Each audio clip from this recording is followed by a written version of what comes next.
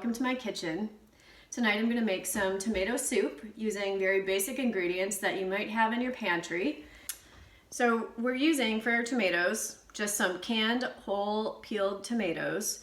I'm going to start by mincing some garlic. And while I'm mincing this garlic, I'm going to heat a pan or a pot on the stove with a little bit of olive oil in the bottom. And I'm just going to put that on a really low heat because when we add the garlic, we don't want it to burn because there's nothing ickier in tomato soup than the taste of burnt garlic. Now the garlic doesn't have to be perfectly minced because we're going to blend this all in the end. I minced about 2 cloves of garlic here and I'm going to add it to the pan. Now please don't be intimidated by this next step. It's a very complicated technique called opening a can.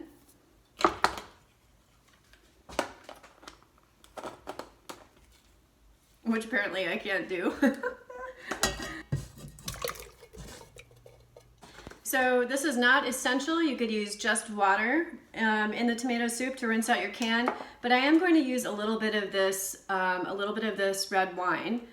My friend Erin Ungerman from New France is going to tell you a little bit more about this wine. It would also make a really lovely pairing with this soup. So I'm going to just kind of swish this around in the can. It'll get the nice bits at the bottom.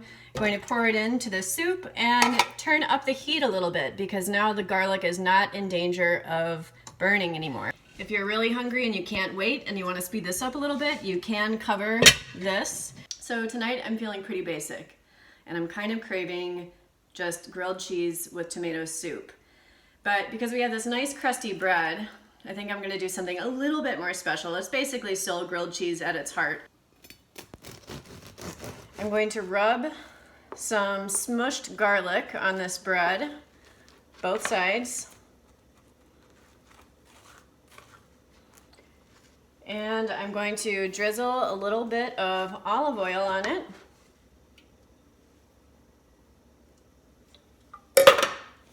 A little bit of salt. Then I'm going to grate some cheese. It can be really any cheese of your choice. I'm going to use some mozzarella and a nice farmer cheese, maybe finish it off with some Parmesan. And here you have it. Time for the oven. In the meantime, let's check on our soup. This is looking really good. They're easily kind of breaking apart when I'm prodding them with the spoon. So I'm going to turn down the heat and now it's time to blend this up and then season it.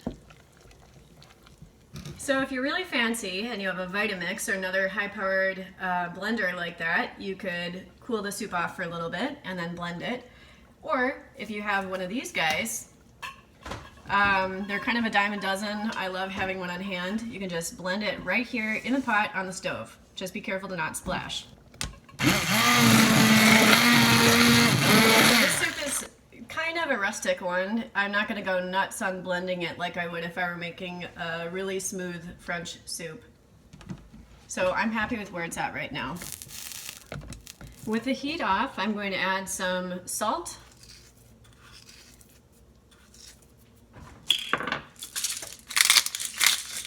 And some pepper.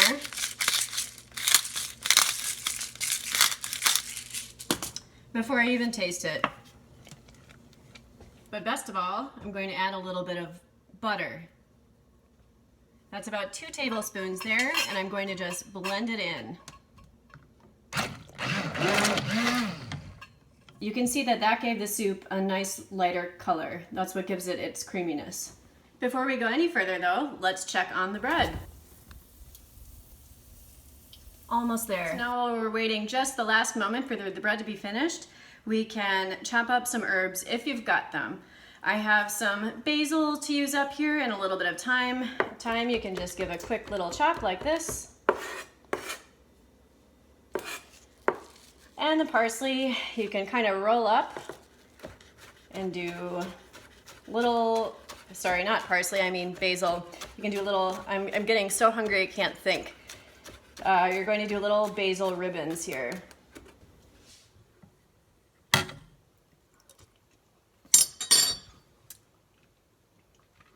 It's really good. I think it needs just a hair more salt and maybe just a tiny bit of sugar to remind us that this is tomato soup and tomatoes have a little bit of natural sweetness. But not a lot of sugar here. It's just a dusting that I'm adding. You don't want it to taste sweet per se. And then I think every good soup has just the right amount of acidity. We're going to use a little bit of lemon juice, just a little bit. Even in a pandemic, I always want to make sure I have lemon.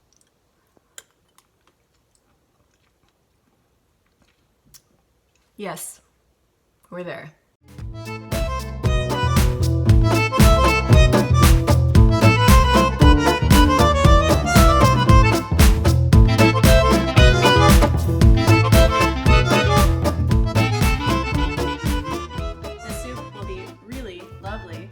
With some of this Italian Barbera that my friend Erin can tell you more about. Once again, I'm Karin, and thank you for joining me in my kitchen.